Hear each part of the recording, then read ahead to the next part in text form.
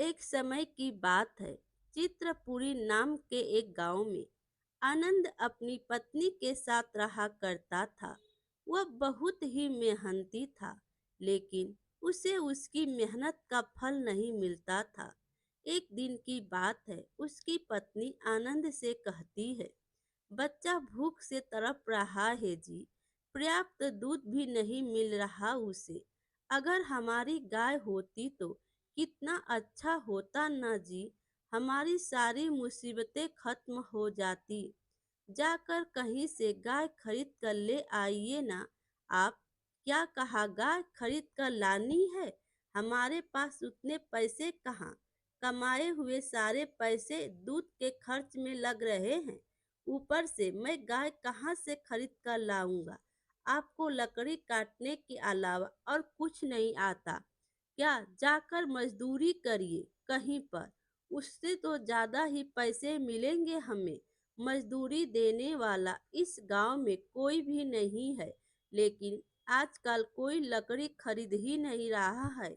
बस एक दो आदमी ही खरीद रहे हैं। वैसे कमाए हुए सारे पैसे हमारी गुजारिश में कम हो रहे हैं।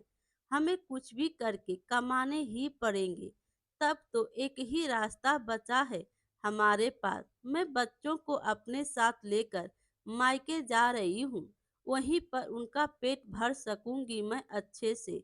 जब आप अच्छे से कमाने लग जाओ, तब हमारे साथ रहना। अगर तुम ऐसे गई तो सब लोग मुझे दोष देंगे ना। आप इसकी चिंता मत कीजिए। अभी हमें बच्चों का अच्छे से पालन पोषण करना है। देखना जल्द ही आपको अच्छी नौकरी मिलेगी। ठीक है, जैसा तुम चाहो। मुझे एक अच्छी सी नौकरी मिलने के बाद हम दोनों खुद का घर ले लेंगे।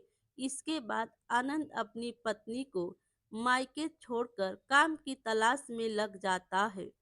लेकिन कोई भी उसे काम नहीं देता। कुछ तो करना ही पड़ेगा।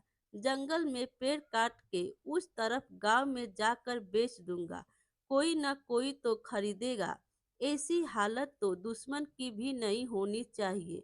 मैं कब अमीर बनूंगा यह मुझे नहीं पता। मुझे अपनी बीवी और बच्चों की सुख और शांति रखने का मौका कब मिलेगा, नहीं पता। आखिर ऐसा कब तक चलता रहेगा? इसके बाद वो जंगल जाकर लकड़ी काटने लग जाता है। तभी दो घुड़सवार जंगल में आते हैं और आनंद को कहते हैं, देखो, इस कागज पर लिखे हुए रास्ते के बारे में तुम्हें कुछ पता है क्या? जहाँ तक मालूम है वहीं तक बता दो। हमें यहाँ तो पूरा घना जंगल दिख रहा है। यहाँ से कहाँ जाना है हमें पता नहीं चल रहा। जरा देखकर बताना, अगर समझ में आए तो। फिर आनंद कहता है, मुझे तो यह जंगल पूरा पता है, मगर कागज में लिखी हुई रेखाएं थोड़ी अस्त व्यस्त लग रही है। हाँ, यहाँ से आप थोड़ी ही दूर जाएंगे तो वहाँ पर एक पहाड़ दिखाई देगा। मुझे लगता है कि वहाँ से आप लोगों को उत्तर दिशा में जाना चाहिए। उन दो घुड़सवारों में से दूसरा साथी कहता है, कोटी, एक बार इधर आना। वह दोनों थोड़ा आनंद से दूर जाकर बातें करते हैं। देखा तुमने, वह भी हमारे जैसा बलवान है। हमारा लक्ष्य साधने के लिए यह भी हमारी सहायता कर सकता है। ऊपर से इसको यहाँ के सारे रास्ते भी अच्छी तरह पता है। तो कोटी कहता है, देखो, बात यह है कि हम कहाँ पर जा रहे हैं, किसी तीसरे को इसके बारे में बिल्कुल भी पता नहीं चलना चाहिए, समझे? फिर दूसरा साथी कहता है, सब लोगों को पूछते जाने से अच्छा है इसको ही हमारे साथ ले चले। ये हमारे साथ में बहुत काम आएगा। काम पूरा होने के बाद इसका क्या करना है वो काम के बाद ही सोचेंगे। नहीं नहीं, यह बात किसी तीसरी आदमी को पता नहीं चले, मुझे पसंद नहीं। चलो। इसके बाद वो लोग वहां से चले जाते हैं। उन लोगों के जाने के बाद आनंद सोचता है, यह लोग कौन है? इनको पहले तो मैंने कभी नहीं देखा है। उन लोगों के हाथ में जो पत्र वो बहुत पुराना लग रहा था। इनके हाथ में जो पत्र था उसमें मैंने देखा कि अंत में एक हीरा दिखाई दे रहा है। यानी कि यह लोग कुछ तो अनमोल चीज ढूंढ रहे हैं यहाँ पे। इस तरह सारी लकड़ी काट कर उन्हें एक रस्सी से बांधकर अपने सिर पर रखकर चलने लगता है। तभी बारिश शुरू हो जाती है। ये क्या, इतनी बारिश हो रही है? दिखने में तो बहुत बढ़िया सा मौसम लग रहा था। उस बड़े पेड़ के नीचे ठहरूंगा। उधर वो दोनों घुड़सवारी भी कहते हैं, अरे अचानक बारिश तो रास्ते का रुकावट बन गई है। आगे का रास्ता साफ नजर भी नहीं आ रहा है मुझे। हमें कुछ देर के लिए कहीं रुक जाना चाहिए। इतनी बारिश में आगे जाना नामुमकिन हो रहा है हमारे लिए। वहां देखो, एक बड़ा सा पेड़ मुझे नजर आ रहा है। उसके नीचे ठहरते हैं। चलो जल्दी।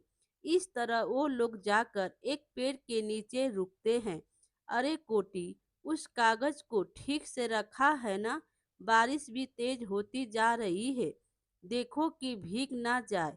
बाप रे, मैं तो उस बात को भूल ही गया था। अरे ये कागज तो पूरी तरह से भीग गया है। नक्शा भी नजर नहीं आ रहा। आखिर ये कैसे हो गया? भाई, हमेशा सतर्क रहना चाहिए ना। ऐसा कैसे हो सकता है? इस आधे हिस्से का रास्ता कुछ भी समझ में नहीं आ रहा है मुझे। तो हमारे आगे जाने का पूरा रास्ता उस दूसरे वाले आधे भाग में था। अब हम आगे कैसे जा सकते हैं? उस लकड़ी काटने वाले से बात करते करते मैंने इस नक्शे को ऊपर ही जेब में रख दिया था। गलती से भूल हो गई। इस बारिश की वजह से नक्शा पूरी तरह भीग गया है। अब हम क्या करेंगे? ठीक आगे जाने के बाद एक पहाड़ आएगा। उसने तो ऐसा ही कहा था। और कहा था कि उत्तरी दिशा में जाना है। उत्तरी दिशा में ही जाएंगे। मगर वहां से आगे कैसे जाएंगे? सब कुछ उसी में था। हम भी अनुमान नहीं लगा सकते। तुमने यह क्या कर दिया? कितनी मीलों से चल के यहाँ तक पहुँचे। तुम्हारी लापरवाही से पूरी मेहनत मिट्टी में मिल गई। रास्ता ठीक से मालूम ना होते हुए आगे जाना बहुत मुश्किल है।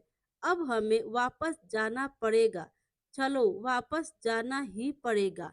क्या इस बारिश ने कर दिया? आज ख्वाब था कि एक ही बार में करोड़पति बन जाऊंगा। इस तरह कुछ समय के बाद बारिश रुक जाती है।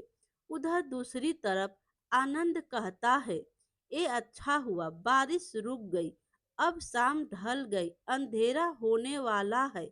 मुझे वापस जाना चाहिए क्या, या फिर जंगल के उस पार गांव में जाना चाहिए? घर में मेरे लिए राह देखने वाला कोई भी नहीं है। जंगल के उस पार गांव में ही जाता हूँ। इस जंगल को पार करने के लिए मुझे बहुत दूर तक जाना पड़ेगा।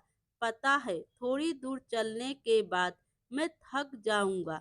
वहां पर रुक के आराम कर लूंगा। इस तरह आनंद अपना सफर जारी रखता है। कुछ देर के बाद कोटी कहता है, गंगा, बहुत भूख लग रही है मुझे। कहीं पर रुक कर रोटी खाएंगे हम लोग। मुझे भी बहुत भूख लग रही है, लेकिन हमारे पास सिर्फ 5 ही रोटी बची है। दोनों के लिए काफी होगी। हाँ हाँ, आधा आधा बांट लेंगे ना। चलो, यहाँ पर रुकते हैं। ऊपर से शाम भी हो गई है। थोड़ी आग जला लेते हैं हम लोग। वो लोग वहाँ पर बैठकर खाना खाने लगते हैं। तभी आनंद वहाँ पर आता है। देखो तो, कोई हमारी तरफ आ रहा है। हाँ, वह तो दोपहर में हमको मिला था। वही लड़का है। यहीं पर आ रहा। उसका घर कहाँ पर? पता करके आज रात को हम उसके घर में ही आराम कर सकते हैं। सुबह चले जाएंगे। ए बाबू, इधर आ। यह क्या, आप लोग तो अभी तक यहीं पर हैं? अब तक तो बहुत दूर चले जाना चाहिए था। ओह, बस एक बड़ी कहानी है। कुछ खाए पिए हो कि नहीं, या घर जाकर खाओगे? कुछ भी नहीं खाया मैंने। मेरा घर यहाँ पर नहीं है। मैं तो जंगल के उस पार के गांव में लकड़ी बेचने के लिए जा रहा था। क्या इतनी दूर सफर करके गांव में लकड़ी बेचते हो? लेकिन तुम तुम्हारे गांव में बेच सकते हो ना? इतनी दूर क्यों आते हो? हमारे गांव में कोई भी मेरे पास से लकड़ी नहीं खरीद रहे हैं। उनके घरों में काम करने वाले आदमी को ही लकड़ी दे रहे हैं। वो बस इसीलिए मैं दूसरे गांव में जा रहा हूँ। ओह! बहुत जोर से भूख लगी होगी ना? ये लो, चलो रोटी खा लो। हम लोग तो यह समझ रहे थे कि तुम्हारा घर नज़दीक में ही होगा। रात को तुम्हारे घर में आराम करके सुबह जल्दी निकल जाते। अभी मेरे घर जाएंगे तो जाते जाते सुबह हो जाएगी।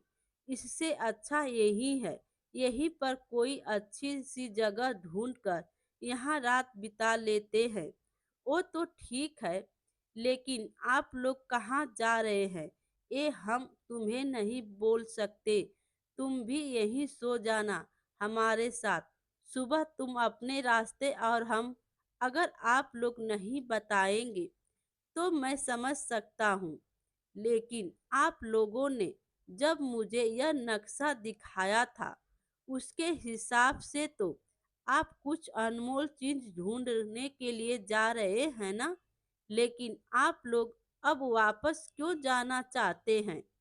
यह क्या, हमने जितना समझा उतना भला नहीं है। हम तो कैसे भी वहां तक नहीं पहुंच सकेंगे। और तो इससे राज भी पता चल गया। हम लोग एक अनमोल चीज ढूंढ रहे हैं। वहां पे कैसे जाना है उस कागज में लिखा हुआ था, मगर बदनसीबी से वह कागज बारिश में पूरी तरह भीगकर खराब हो गया। यह लो, अब बस इतनी ही बचा है। इसी कागज की वजह से हम वापस जा रहे हैं। तो आनंद कहता है, दिखाइए, इसमें तो आधा हिस्सा है। इतनी अनमोल चीज को आपने इतनी आसानी से खराब कैसे कर दिया? इसीलिए ही तो हम लोग चिंता कर रहे हैं। अब इसके बारे में भूल जाओ तुम, ठीक है? और आराम से सो जाओ। फिर आनंद कहता है, आप लोगों ने जो नक्शा मुझे दिखाया था, उस नक्शे के हिसाब से बाकी की रास्ता मुझे अच्छी तरह याद है। इस आधे हिस्से की सहायता से मैं दूसरा आधा हिस्सा बता दूंगा। क्या तुम्हें बाकी का दूसरा याद है?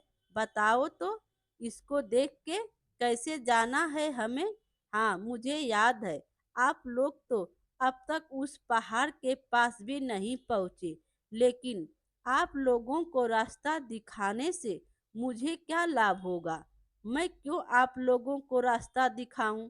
फिर गंगा कहता है, देखा तुमने, मैंने कहा था ना, यह लड़का नादान नहीं है। ठीक, अगर तुम हम दोनों को उस खजाने तक पहुंचा दोगे, हम लोग उसमें से तुम्हें भी कुछ हिस्सा दे देंगे। हाँ, जरूर तुम्हें भी कुछ हिस्सा दे देंगे हम लोग। पहले वहां पर पहुंचना कैसे है यह बताओ हमें। मैं पहले से ही आप लोगों को यहाँ से नहीं बता पाऊंगा। मैं भी आप दोनों के साथ चलूंगा। कोई बात नहीं, तुम मेरे साथ मेरे घोड़े पर आ सकते हो। हाँ, कोई बात नहीं, तुम मेरे साथ मेरे घोड़े पर आ जाना। उसकी अगली सुबह वो लोग आनंद को साथ लेकर उसके बताए हुए रास्ते से चलने लगते हैं। इस तरह कुछ दूर जाने के बाद वह लोग आनंद के लिए एक घोड़ा लेते हैं और तीनों एक एक घोड़े पर बैठकर निकल जाते हैं। कुछ दूर जाने के बाद कोटी कहता है, घोड़े बहुत थक गए हैं। यह कोई गांव लग रहा है। हम यहाँ पर रुककर घोड़ों को कुछ खिला पिला देते हैं कि नहीं? हमें भी बहुत भूख लग रही है। कहीं पर रोटी मिलेगी तो वह भी खा लेंगे बैठकर। आनंद, तुम हमें सही रास्ते पर लेकर जा रहे हो ना? भरोसा करके इतनी दूर आए हैं, अगर हम इस नक्शे के हिसाब से देखें तो अब हमें और एक दिन का सफर और करना पड़ेगा। तुम्हारी याददाश्त तो बहुत तेज है। ठीक है, मैं जाके हमारे घोड़ों के लिए कुछ खाने के लिए और पानी लेकर आता हूँ। गंगा वापस आकर, हाँ, गांव वाले बोल रहे थे, यहाँ नजदीकी ही एक अच्छी सी सराय है। आज रात को हम वहीं पर आराम करेंगे। घोड़ों को भी वहाँ पर पानी मिल जाएगा। देखो आनंद, वहां पर अगर कोई भी पूछे कि हम कौन हैं, कहाँ जा रहे हैं, क्या कर रहे हैं, किसी को कुछ भी पता नहीं लगना चाहिए। आप लोग मुझ पर भरोसा कर सकते हैं। मेरी तरफ से आप लोगों को कोई भी नुकसान या आपत्ति नहीं होगी। उस रात वो लोग वहीं पर विश्राम करते हैं। अगली सुबह जब वो लोग निकलने लगते हैं, तभी वहां एक ऋषि आते। आप लोग जहां जा रहे हैं वह बहुत खतरनाक सफर है। आपकी जान को खतरा हो सकता है। ओ तो ठीक, आप हो कौन? हम कहां पर जा रहे हैं यह आपको कैसे पता? आप लोग कहां जा रहे हैं, कहां से आए हैं, यह आनंद आपको कैसे मिल गया? आप लोगों का नक्शा कैसे भीग गया? मुझे सब मालूम है। आप जैसे कई लोग पहले आए थे, खजाने के चक्कर में जान गंवाए बैठे। इसीलिए आप लोगों को चेतावनी देने आया हूँ। यह बहुत ही खतरनाक काम है, परंतु आपका निर्णय बदल लीजिए। आप जो पहले की घटनाएं बता रहे हैं वह आप एकदम सही बोल रहे हैं। मैं जानता हूँ, हमारे पास जो खजाने का नक्शा था उसका भी आपने बता ही दिया। आपकी बातों से लग रहा है यह बहुत खतरनाक काम है। फिर भी हम लोग वापस जाने को तैयार नहीं है। चाहे कितना भी मुश्किल हो, हमें वहां पहुंचना ही होगा। मुझे आप लोगों को बोलना था, बोल दिया। आपकी मर्जी। अगर आप लोग वहां पहुंचेंगे तो भी आपको खजाना नहीं मिलेगा। उस खजाने को खोलने के लिए वहां पर एक चाबी की जरूरत होगी। वो चाबी हमें कहाँ मिलेगी, क्या आप बता सकते हैं? आप लोगों को उसे ढूंढने की आवश्यकता नहीं है। वही देने के लिए मैं आप लोगों के पास आया हूँ। इसीलिए यही वह चाबी है।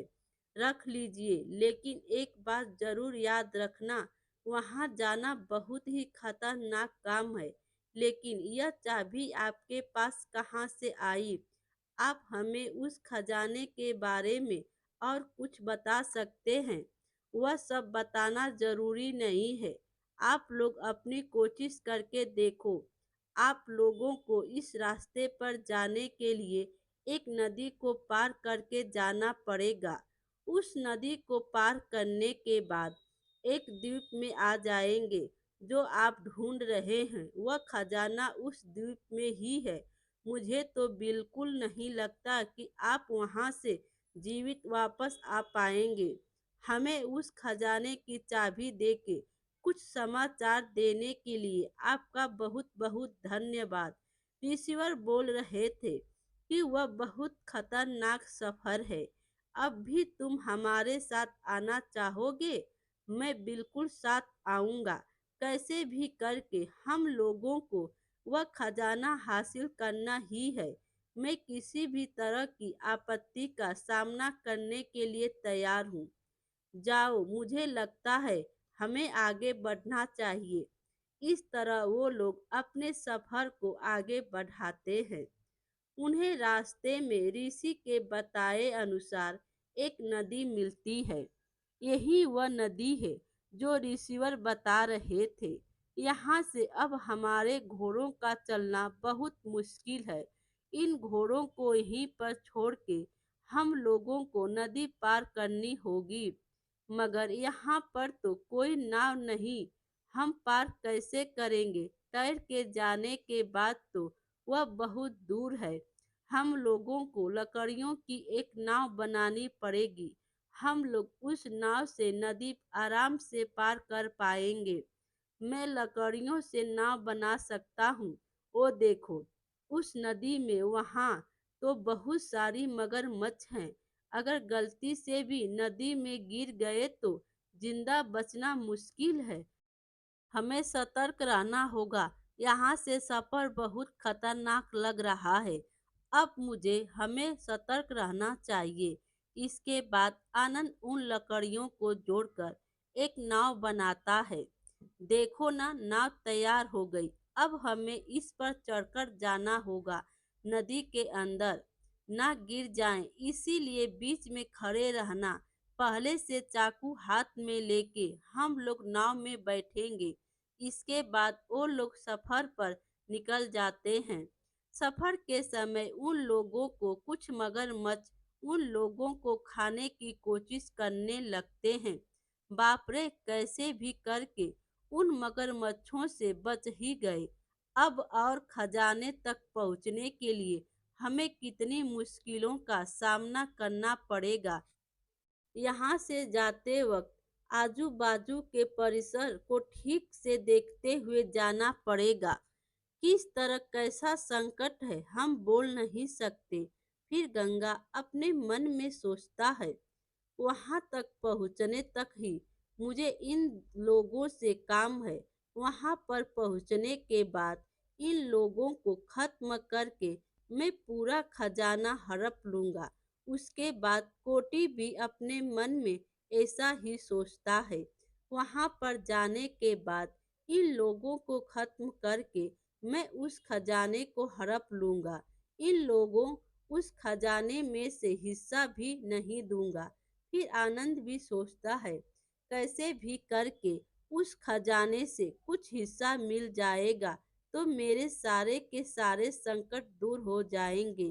तब मैं अपनी बीवी और बच्चों को घर ले जाकर एक अच्छा सा घर बनाकर सुकून से जी सकूंगा। इस तरह आगे चलते हुए गंगा एक कीचड़ में फंस जाता है। ये तो बहुत बड़ा कीचड़ का जाल बना है। मैं तो इसे देख भी नहीं पाया था। मेरा शरीर इसमें फंसता जा रहा है। मुझे बाहर निकालो। फिर कोटी कहता है, घबराना मत दोस्त, ये लो, इस लकड़ी को छट से पकड़ लो। जल्दी वैसे ही पकड़े रहना, ठीक है। फिर गंगा बाहर आ जाता है तो कोटी कहता है, भाई तुम्हें चोट तो नहीं लगी ना? मुझे नहीं लगी है। वहां पर पूरे पत्ते बिछाए थे, इसीलिए मैं उनको पहचान ही नहीं पाया था। बहुत होशियार रहना, ऐसे जाल कहीं भी बिछाए हो सकते हैं। फिर आनंद कहता है, देखो तो वहां पर एक छोटा सा पहाड़ दिख रहा है। उस नक्शे के हिसाब से हमें उस पहाड़ को पार करके दूसरी तरफ जाना है। यानी कि हम लोग ठीक रास्ते से जा रहे हैं ना? और कितनी दूर होगी वह जगह? यहाँ से हम लोग तो उस खजाने के बहुत नजदीक हैं। कुछ ही देर में हम लोग वहां पर पहुंच जाएंगे। इतना सुनते ही गंगा फिर से अपने मन में सोचता है, पहाड़ को पार करने के बाद इन दोनों को खत्म करके अगर चाबी ले ली तो सारा खजाना मेरा होगा। इसके बाद वो लोग उस पहाड़ पर चढ़ते हैं। अचानक बहुत सारे सांप उन पर वार करने लगते हैं। अरे, यह सांप तो बहुत जहरीले हैं। अगर उन्होंने हमें डस लिया तो हमारा जिंदा रहना नामुमकिन है। वो लोग सांप से बचने के लिए इधर उधर भागने लगते हैं। तभी एक सांप गंगा को काट लेता है और वह नीचे जमीन पर गिर जाता है। फिर आनंद कहता है, हे भगवान! अरे दोस्त, गंगा अब नहीं चल पाएगा। हम दोनों उसे उठाकर लेकर जाते हैं। तभी कोटी कहता है, आनंद तुम मत रुकना। अब तो हम लोग गंगा से हाथ धो चुके हैं। अगर हम लोग रुके तो यह जहरीले सांप हम पर भी हमला करेंगे। जल्दी से यहाँ से बचकर निकलना पड़ेगा। इस तरह गंगा सांप के काट डसने से वहीं पर मर जाता है। वह दोनों किसी तरह उस पहाड़ से नीचे उतरते हैं। इस तरह वह लोग कई मुश्किलों का सामना करते हुए आखिरकार उस खजाने तक पहुंची जाते हैं। फिर कोटी कहता है, हे भगवान, आखिरकार हम लोग उस खजाने तक पहुंच ही गए, मगर गंगा का इस तरह से मरना मेरे मन को बहुत ठेस पहुंचती है। फिर आनंद कहता है, हाँ मुझे भी थोड़ा दुख हो रहा है, मगर हम लोग इस स्थिति में क्या ही कर सकते हैं। चिंता करके कोई फायदा नहीं है। देखो चाबी तुम्हारे पास है ना, जाओ दरवाजा खोल दो। तो कोटी सोचता है, गंगा तो अभी अभी मर गया है, बाकी बचा आनंद। अगर मैं इसको खत्म कर दूंगा तो इतने बड़े खजाने को घर तक पहुंचाना मुश्किल होगा मेरे लिए। यहाँ से निकलने के बाद आनंद को भी मैं खत्म कर दूंगा। तुम यहीं पर रुको, मैं जाके खजाने का दरवाजा खोलूंगा। इस तरह आनंद को वहीं पर खड़ा करके वह चाबी लेकर बगल के खजाने का दरवाजा खोलने लगता है। जैसे ही वह अंदर जाता है, वह जहरीले तीर आकर उसके बदन में घुस जाते हैं और कोटी भी वहीं पर मर जाता है। उसके बाद आनंद यह क्या, ये भी आंखों के सामने मर गया। लेकिन इतने सारे खजाने को देख के बहुत ही सुकून मिल रहा है। अब तो यह सारा का सारा खजाना मेरा है। इस खजाने को हासिल करने के लिए कोटी और गंगा ने मेरी बहुत सहायता की है। इसीलिए उन लोगों के घर का पता लगा उसके परिवार को भी इसमें से कुछ हिस्सा देना पड़ेगा मुझे। इस तरह आनंद उस पूरे खजाने को अपने घर लेकर जाता है। उसमें से कुछ हिस्सा कोटी और गंगा के परिवार को देकर बाकी की संपत्ति से अपनी बीवी और बच्चों के साथ वह बड़े ही आनंद जीवन यापन करने लगता है। मेरे प्यारे दोस्तों, कहानी अच्छी लगी हो तो लाइक कीजिए और अपने दोस्तों में भी शेयर कीजिए, और चैनल पर नए हो तो चैनल को सब्सक्राइब कीजिए। Thank you.